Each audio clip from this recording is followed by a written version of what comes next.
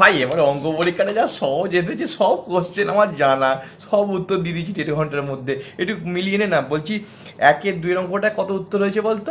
ওই যেটা চক্রবৃদ্ধির অঙ্কটা কত উত্তর হয়েছে 10:11। তোর? আমারও 10:11। তোর? আমারও 10:11। তোর কত হয়েছে? আমার আমারও সেম এসেছে 10:11। কি 10:11? আর চারের তিনেরটা কত হয়েছে উত্তরটা? যেটা ব্যাসের অঙ্কটা ছিল রে, ব্যাসের ওটা কত ডিগ্রি হয়েছে তোদের?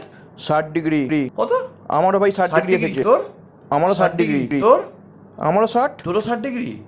সবার 60 তোরও এসেছে ভাই। 60 ডিগ্রি? তোর কত হয়েছে? আমারও 60 ডিগ্রি। 60 ডিগ্রি এসেছে।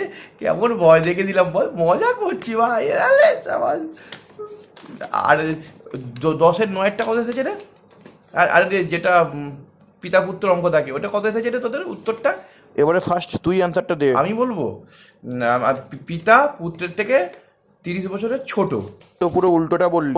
উত্তর হবে পুত্রর থেকে পিতা 30 বছরের বড়। হ্যাঁ ঠিকই তো বলেছে। হ্যাঁ। তোর তাহলে ভাই ভুল অ্যান্সার হয়েছে।